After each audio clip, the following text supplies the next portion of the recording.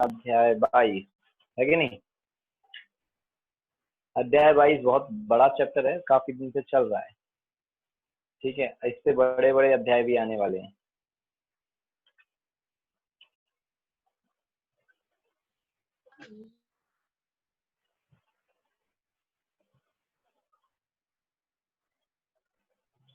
अच्छा, तो कल हमने 39 श्लोक तक किया था, आज हम 40वां श्लोक करेंगे। ठीक है, आप लोगों को आवाज आ रहा है कि नहीं? ओके।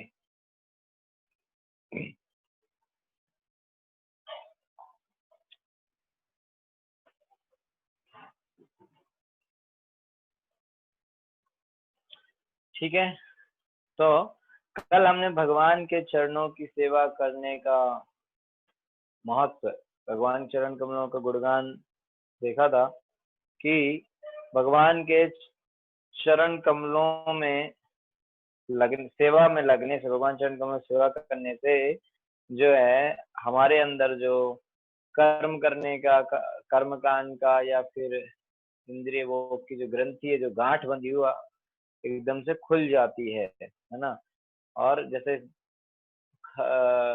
जड़ से उखाड़ देने के बाद वो पेड़ दोबारा नहीं उगता ना, वैसे जड़ उसका बीज भी खत्म हो जाता है। ठीक है, तो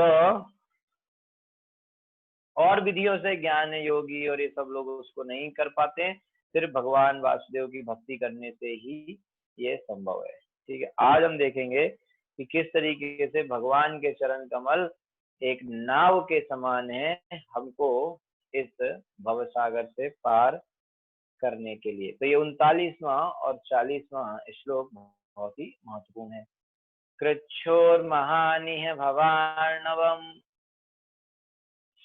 कृच्छो महानिव भवार्णवमप्लवेषां षड्वर्गन क्रमसुखेन तितीर्षन्ति तत्त्वं हरेर्भगवतो भजनीयमङ्घ्रिः कृत्तोडुपं व्यसनम् उत्तरदुस्तरार्णम्।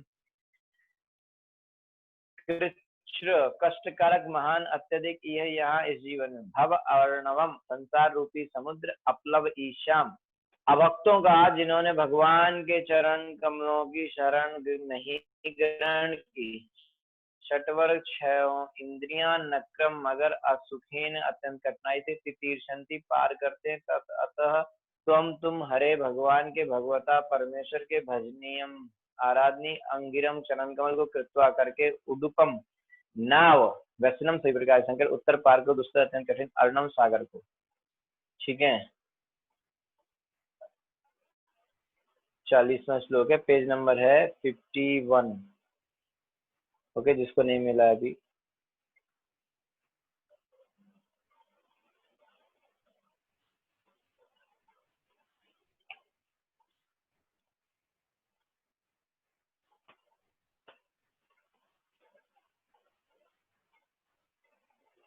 तो आगे कह रहे हैं कि अज्ञान के सागर को पार करना अत्यंत कठिन है क्योंकि उसमें अनेक भयानक मगरमच्छ भरे पड़े हैं। इस संसार को अज्ञान का सागर माना गया है और इससे को पार करना बहुत ही खतरनाक है। जो भक्त नहीं है वे समुद्र को पार करने के लिए कठिन तपस्या करते हैं, किंतु हम तुम्हारे लिए बता रहे हैं कि तुम एकमात्र भगवान के चरण कमलों का आश्रय लो। बोले जो व्यक्ति भक्त नहीं है उसको तो दुनिया भर की तपस्या करनी पड़ेगी, बहुत सारी चीजें करनी पड़ेंगी संसार भवसागर भौतिक जगत से बाहर निकलने के लिए। लेकिन जो भक्त है आपके लिए हम बता रहे हैं कि आप तो सिर्फ भगवान के चरण कमलों का सहारा लो। ये भगवान के चरण कमल वो उस समुद्र को पार कराने के लिए नाव के समान है। यद्यपि सागर को पार करना लांघना कठिन है, किंतु भगवान के चरण कमलों की शरण ग्रहण करके तुम सभी संकटों को पार कर जाओगे। तो भाई ये संसार है समुद्र के जैसा, भव सागर, अज्ञान का सागर। तो इस अज्ञान के सागर को पार करना है तो उसके लिए एक नाव चाहिए, और वो नाव क्या है? वो नाव है भगवान के चरण कमलों की नाव। ठीक है, तो यहाँ पर संसार की तुलना अज्ञान के विशाल सागर से की गई है। इस सागर का दूसरा नाम वैतरणी है।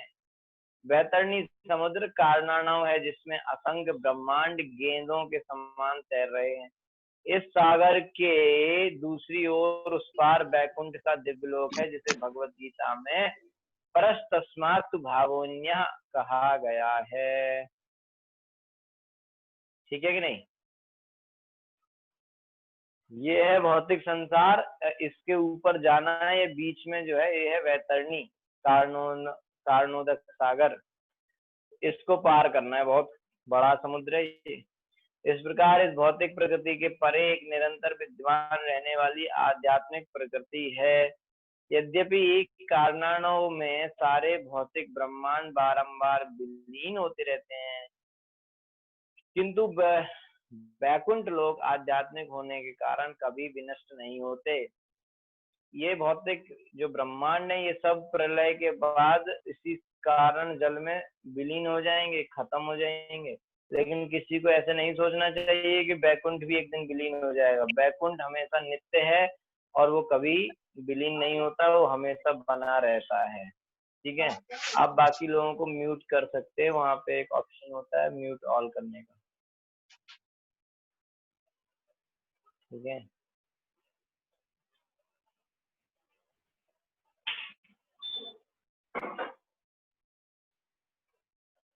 अच्छा आवाज आ नहीं रहा है क्या सभी को, या किसी किसी को नहीं आ रहा है? जिनको आवाज अच्छे से आ रहा है वो हमको कंफर्म करके बताएं। हरे कृष्णा। मेरे को सुनाई नहीं देगा, आपको टेक्स्ट करना पड़ेगा। ठीक है,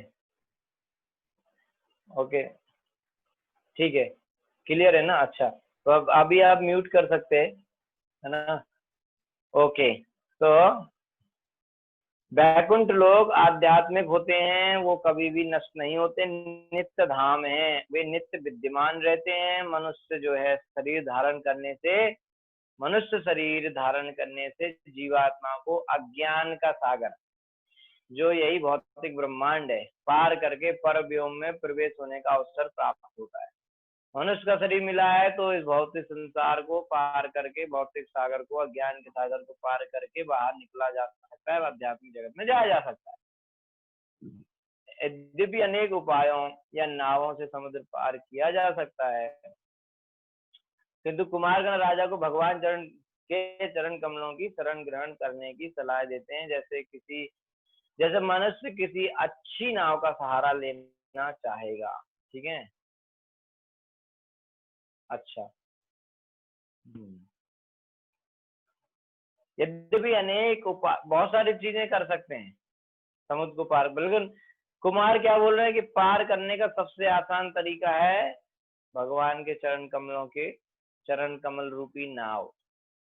ठीक है, अभक्त लोग जो भगवान के चरण कमलों की शरण ग्रहण नहीं करते, जो भगवान की सेवा नहीं करते, चरणों में नहीं जाते, दूसरे उपाय करते हैं, कर्म योग, ज्ञान योग, अष्टांग योग, ये सब करते हैं। तो ये लोग दूसरे उपाय करते हैं, अन्य उपायों से अज्ञान के सागर को पार करने का यत्न करते हैं, किंतु उन्हें इसमें कभी काफी कठिनाई उठानी पड़ती है। इतना आसान नहीं है। आसान तो है सिर्फ चरण कमलों की नाव में, बाकी में बहुत मुश्किल है। कभी कभी तो इतनी कठिनाई में फंस जाते हैं कि समझ पार ही नहीं कर पाते। अभक्तों को इस चीज की गारंटी नहीं है कि वे अज्ञान के भौतिक सागर को पार कर ही ले, कोई गारंटी नहीं है। और यदि पार कर भी लेंगे तो उन्हें कठिन तपस्या करनी होती है। लेकिन दूसरी तरफ जो भक्ति करता है कृष्ण की और ये श्रद्धा रखता है, तो भगवान के चरण कमल ऐसी नाव है जो उसे समझ के पार आसानी से और सुखपूर्वक उतार देंगे। ठीक है, अगर भक्ति कर रहा है, श्रद्धा है, विश्वास है, तो सिर्फ चरण कमलों का सहारा लेके, किसके? कृष्ण के चरण कमलों का सहारा लेके इस अज्ञान के भौतिक सागर को पार करना बहुत ही आसान है और बड़े आसानी से हो जाता है।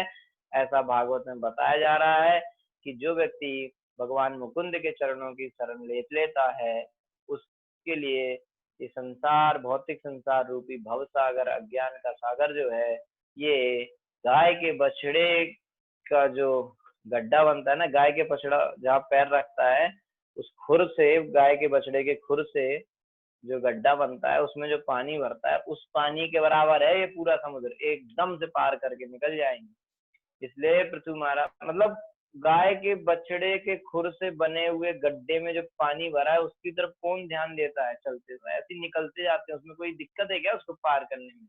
ऐसे ही जिसने भगवान के चरण कमलों की शरण ली है, मुकुंद के चरण कमलों की सेवा की है, उसके लिए भव सागर को पार करना तो ऐसे ही है जैसे कि वो गाय के बछड़े के खुर से बने हुए गड्ढे को पार करना।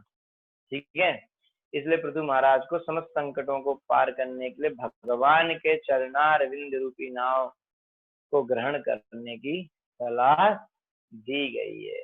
बजऊ रे मन श्री नंद नंदन अभय चरणार इंदरे। है कि नहीं? क्या बताया गया है कि बजऊ रे मन श्री नंद नंदन अभय चरणार विंदरे। भगवान श्री कृष्ण के चरण कमल कैसे हैं? अभय चरणार विंद। और हमारे इस्कान के प्रभुपाद जी का नाम क्या है? अभय चरणार विंद भक्ति वेदांत स्वामी शील प्रभुपाद, है कि नहीं? तो यहाँ पे बहुत अच्छा एक वैष्णव भजन है जिसमें कहते हैं कि हे मेरे मन, भजहु रे मन श्री नंद नंदन। हे मेरे मन, किसका भजन करो? श्री नंद नंदन का भजन करो, कृष्ण का भजन करो। ठीक है, भजहु रे मन श्री नंद नंदन अभय चरणार विंदरे। उनके चरण कैसे हैं? अभय प्रदान, अभय चरणार विंद, उनके चरण कमल, अरविंद माने कमल, तो उनके चरण कमल अभय प्रदान करने वाले हैं। माने कि भौतिक संकट में हम जो पड़े हुए ना, डर है, मृत्यु का डर है, जन्म मृत्यु जरा व्याधि 4 दुख हैं, दैहिक दैविक भौतिक 3 तरह के ताप हैं, तो इनका जो भय है, उस भौतिक भय से हमको अभय प्रदान करते हैं। तो वही अभय चरणार विंद भक्ति वेदांत स्वामी शील प्रभुपाद भी वही उन चरण कमलों को हमें देने आए हैं, इसलिए उनका भी नाम है अभय चरणार विंद भक्ति वेदांत स्वामी शील प्रभुपाद। दुर्लभ मानव जन्म सतसंगे तारहु ई भव सिंधुरे। कह रहे हैं कि दुर्लभ, दुर्लभ माने क्या होता है? बड़ी मुश्किल से मिलने वाला दुर्लभ मानव जन्म। मनुष्य का जन्म कैसा होता है? बड़ा ही दुर्लभ है। दुर्लभ मानव जन्म सत्संगे तारो ही भव सिंधु। भव सिंधु को कैसे हम तार सकते हैं? कि ये जो हमें दुर्लभ मनुष्य शरीर मिला है पहले तो, ठीक है, सत्संग में जाके भव सिंधु से अगर हमें तरना है, भौतिक संसार से बाहर निकलना है, तो उसके लिए सबसे जरूरी है मनुष्य का शरीर, जो कि बहुत दुर्लभ है, हमें मिल गया है, बहुत अच्छी बात होगी। अब बचा क्या है? आधी बात हो गई, मनुष्य शरीर मिल गया। पूरी बात तब हो जाएगी जब सत्संग में जाएंगे। सत्संग कहाँ होता है? सत्य माने भगवान कृष्ण। तो जहाँ कृष्ण की चर्चा हो रही है, सत्य माने भगवान कृष्ण। भागवत पहला 10वें स्कंद में शुरुआत में ही बताया गया, सत्य माने कृष्ण। सभी देवता के बोलते हे कृष्ण, आपका नाम है सत्य। तो कृष्ण की जहाँ चर्चा होती है वहां जाएं, वहां सत्संग करें। ठीक है, कृष्ण के बारे में जहाँ कथा श्रवण हो रहा है, नाम जप हो रहा है, कीर्तन हो रहा है, हरे कृष्ण कृष्ण कृष्ण हरे हरे, हरे राम राम राम हरे हरे। तो दुर्लभ मानव जन्म सत्संगे, इस मनुष्य जन्म जो दुर्लभ है आपको मिला है, हमें सत्संग करना चाहिए, तब हम क्या होगा? भव सिंधु से तर जाएंगे। शीत आतप बात बरीशन ईदन जामिनी जागीरे। ठीक है, तो ये तो चलता रहेगा। शीत आतप बात बरीशन, वर्षा ऋतु, गर्मी सर्दी, ये सब आती रहेगी। ठीक है, तो विफल सेवनी कृपण दुर्जन चपल सुख लब लागी रे। कह रहे हैं कि दिन हो या रात हो, ठीक है, सर्दी गर्मी, बारिश, हवा, तूफान, जो है सबसे हमें परेशान नहीं होना चाहिए, और वैसे भी बहुत कष्ट मिल रहे हैं। जरा से सुख के लिए, इस भौतिक जगत का प्रकृति कैसी, भौतिक जगत में क्या होता है कि जरा से सुख के लिए जो है हम लोग दूसरों की सेवा करते हैं। ठीक है, जो मालिक है, कंपनी का मालिक है, या कर्मी लोग, भौतिक लोग, राक्षस लोग, आसुरी लोग, उन लोगों के यहाँ जाके हम नौकरी करते हैं, काम करते हैं कि थोड़ा सा पैसा मिलेगा, थोड़ा सुख होगा, है ना। कोई स्त्री के पीछे भाग रहा है, कोई पैसे के पीछे भाग रहा है, जरा से सुख के लिए। भौतिक जगत का सुख कैसा है, जैसे एक आदमी को एक राजा ने एक आदमी को सजा दिया, चोर को, कि इसको जाके तुम जो है बड़े बाल्टी में इसका सिर डुबा दो, मरने ना पाए, बस डुबाए रहो। तो उसको डुबा दिया, तो वो उसकी सांस रुक जाती थी पानी में, तो थोड़ी देर के लिए निकालते थे तो वो सांस लेता था, फिर डुबाते थे 10 मिनट, मरने वाला होता तो निकाल लेते थे ऐसे करके। ठीक है, तो वो जो 1 सेकंड के लिए बाहर निकालते हैं ना, तो उसको फिर कुछ समय बाद लगने लगा यही आनंद है तो भौतिक जगत का आनंद आनंद नहीं है, बल्कि दुखों का, थोड़ी देर अगर दुख ना है तो उसको लोग सुख मान लेते हैं। वैसे है तो पूरा दुखालय, यहाँ दुखी दुख मिलने हैं, लेकिन थोड़ी देर अगर दुख नहीं मिल रहा है या कम हो जाता है तो लोग कहते हैं सुख है। ठीक है, तो ये हमारी स्थिति है। ईधन यौवन पुत्र परिजन इत की आची प्रतीति रे। ठीक है, तो सुख की एश्योरेंस माने सुख, ये कौन निश्चित तो है नहीं, सुख का कोई गारंटी नहीं है, कौन कोई गारंटी दे सकता है क्या, है ना। सच्ची जो हम लोगों ने अपना जीवन काय में खराब कर रहे हैं, धन, पैसा, यौवन, जवानी, पुत्र, परिवार, बच्चा, लड़का लड़की, परिजन, रिश्तेदार, है ना, इस सब में जो है हमें जो है कोई, हमको लगता है कि धन होगा तो सुख हो जाएगा, शरीर यंग, जवानी होगी तो सुख मिलेगा, पुत्र पुत्री बच्चा होंगे तो सुख मिलेगा, रिश्तेदार होंगे तो सुख मिलेगा।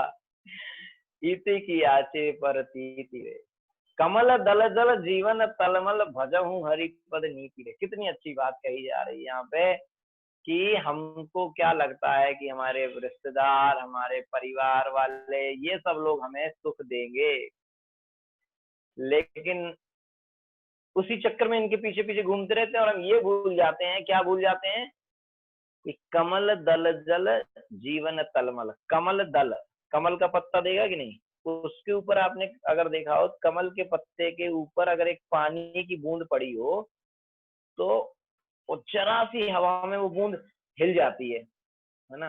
तो वही कह रहे, कमल दल जल जीवन तलमल। हमारा जीवन कैसा है, उस कमल के पत्ते के ऊपर रखी हुई बूंद के जैसा हमारा जीवन है, यानी कि जरा सा झटका लगा और खत्म। ऐसा है, प्रहलाद महाराज भी कह रहे हैं 7वें स्कंद में कि ये अधुर्वम है, कभी भी मृत्यु आ सकती है, ये मान के चल रहे हैं। ये बताया जा रहा है कि हम सोचते हैं अरे ये तो मेरे रिश्तेदार हैं, हमेशा यही बने रहेंगे, तो मेरी पत्नी है, हमेशा यही रहेगी, जन्म जन्म का साथ है हमारा तुम्हारा। कोई जन्म जन्म का नहीं है, कब मर जाएंगे किसी को कोई पता नहीं है।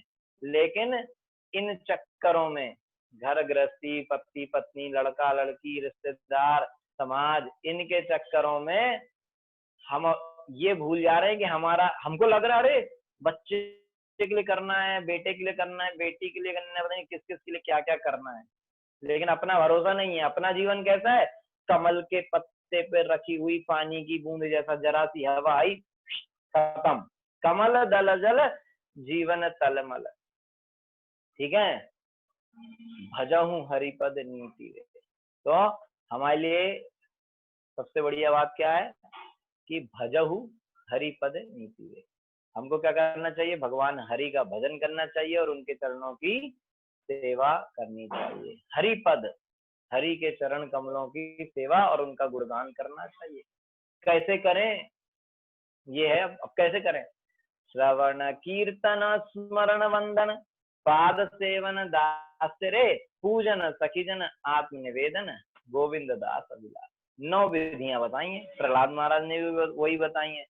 श्रवण, कीर्तन, कृष्ण की कथा सुने, कृष्ण का कीर्तन करें, जपा करें, स्मरण, कृष्ण के बारे में स्मरण करें, है ना। तो जब कथा सुनते हैं अपने अपने स्तर पे स्मरण माने कथा श्रवणी, जब कथा कोई सुनाता है तो हमें भगवान की याद आती है, वैसे थोड़ी ना याद आती है इसलिए श्रवण कीर्तन स्मरण वंदन, भगवान की वंदना करें, पाद सेवन, भगवान चरण कमलों की सेवा करें, दास रे, भगवान को दास जैसे सेवा करें कि मैं भगवान का दास हूँ, है ना।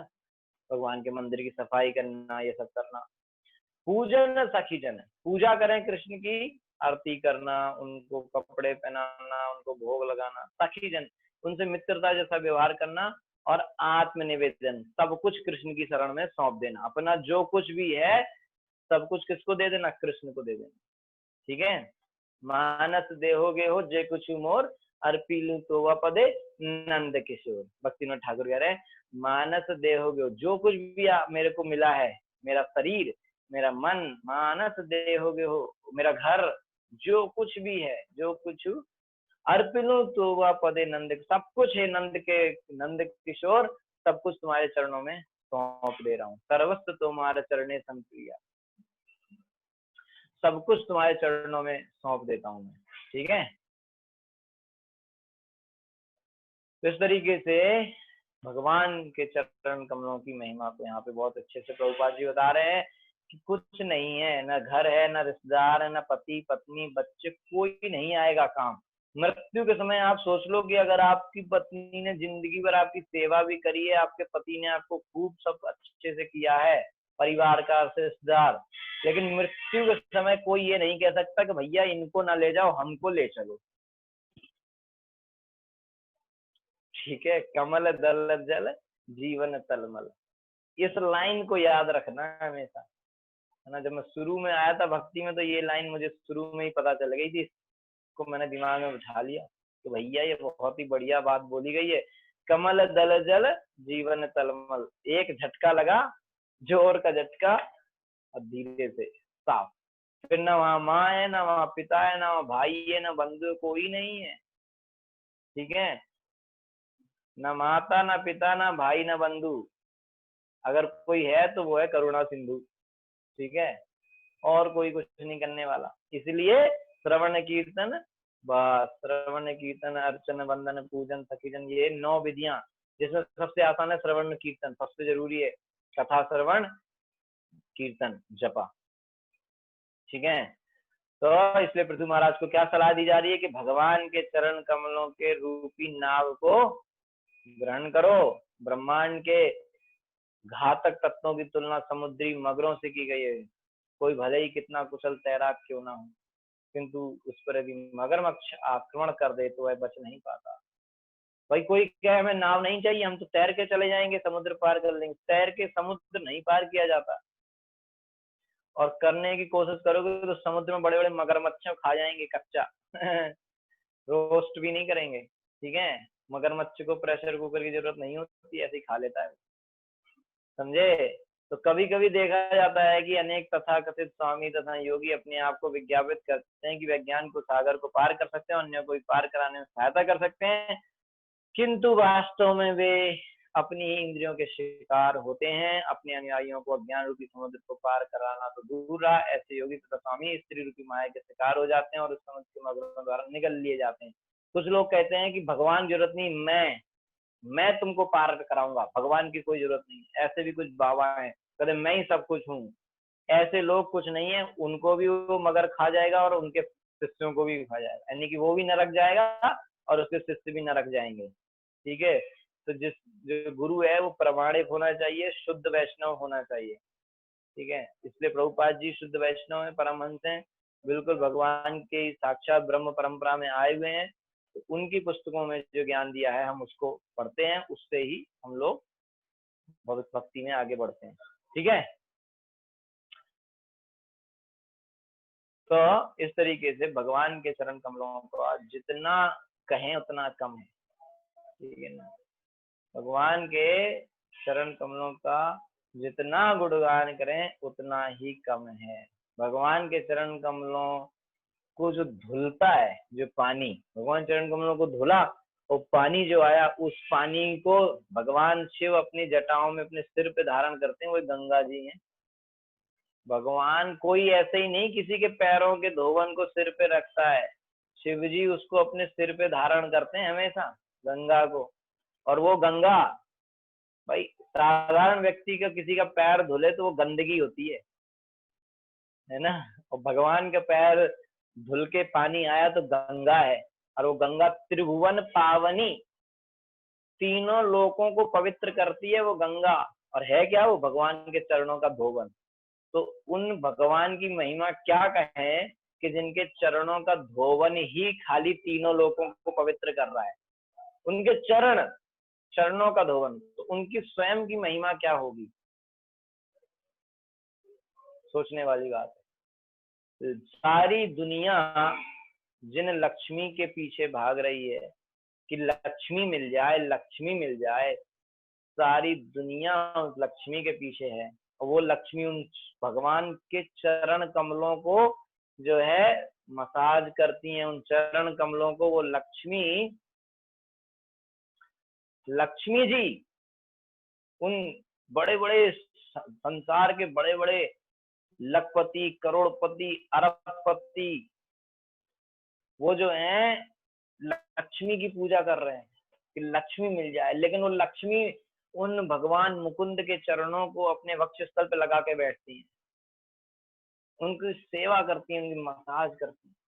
वो लक्ष्मी आदमी होगा लखपति, करोड़पति, अरबपति, लेकिन भगवान क्या है, लक्ष्मीपति है ना। ऐसे भगवान जिनके चरणों की सेवा लक्ष्मी कर रही हैं, ऐसे भगवान स्वयं लक्ष्मी, तो फिर उनकी महिमा को क्या कहें, चरणों की महिमा।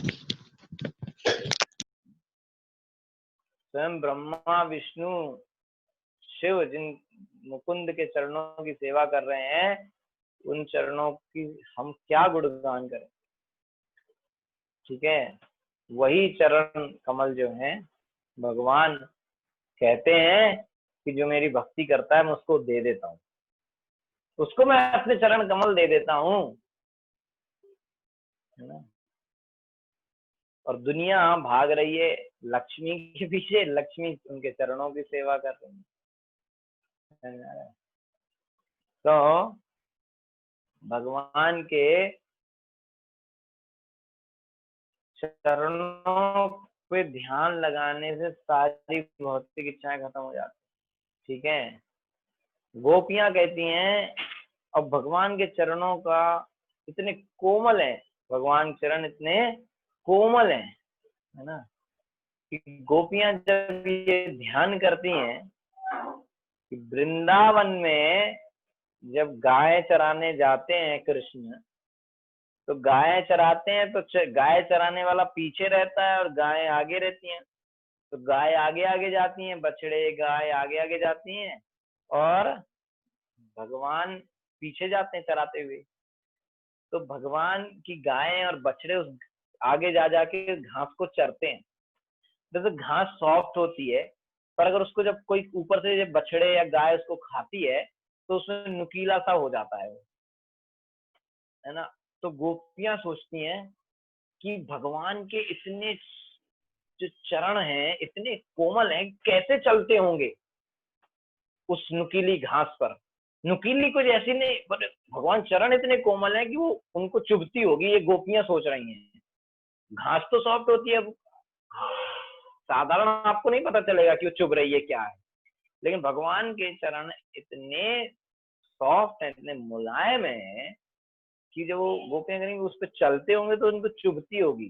तो ये सोच के कि वो गाय के द्वारा खाई हुई घास जब उनके चरणों में चुभती होगी तो उनको दर्द होता होगा, ये सोच के गोपियां दुखी होती हैं, क्योंकि उनको लगता है कि हम यहाँ आनंद से बैठे हैं और हमारे स्वामी वहां पे उस घास की चुभन को सह रहे हैं।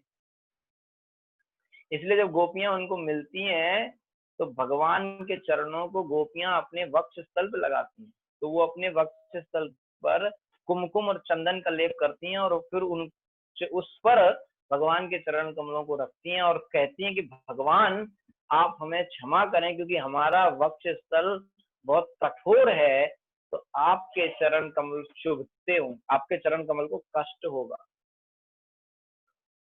ऐसे गोपियां कहती हैं कि जब गोपियां कहती हैं कि अब और कहाँ रखें आपके चरणों को, तो हम अपने वक्ष स्थल पर रखते हैं, पर फिर भी हमारे वक्ष स्थल इतना कठोर है कि आपके चरणों में कष्ट होता होगा, इसके लिए हमें क्षमा करें। भगवान के चरण इतने सॉफ्ट हैं, है कि नहीं?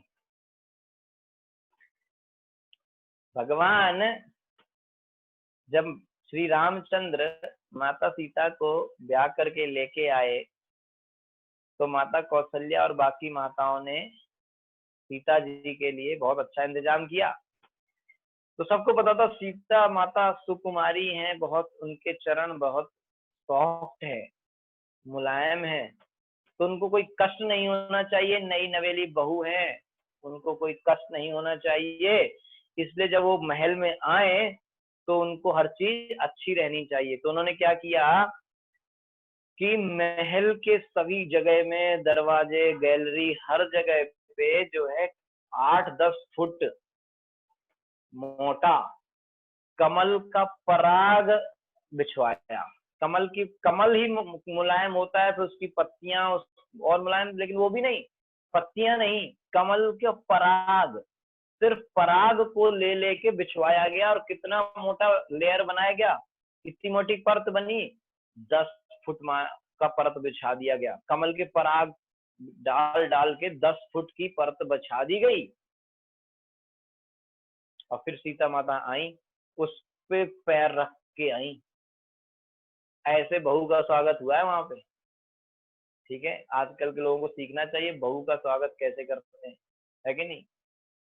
तो वो ऐसे आई, फिर उनसे पूछा, माताओं ने सीता माता को पूछा, कौशल्या माता ने और बाकी माता ने, आपको कोई कष्ट है क्या यहाँ पे? तो बोले हमको 2 कष्ट हैं। बोले अरे क्या है?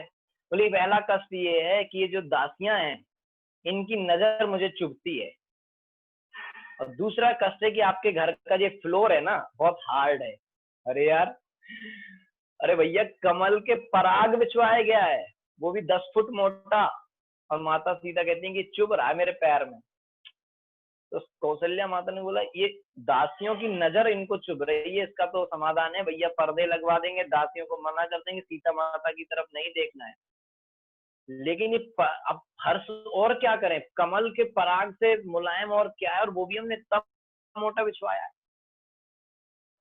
तो इतनी सुकुमारी कोमलांगी माता सीता है, और वही माता सीता जब अपने उतने सुकुमार कोमल हाथों से भगवान श्री रामचंद्र के चरणों पर मसाज करती हैं, तो भगवान श्री रामचंद्र को माता सीता के हाथ चुभते हैं। अब सोचो वो कितने कोमल होंगे उनके चरण, है कि नहीं?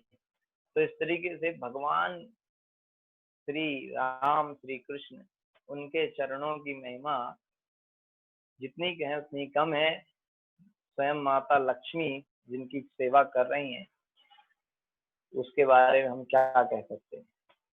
हमारी तो कोई योग्यता ही नहीं है।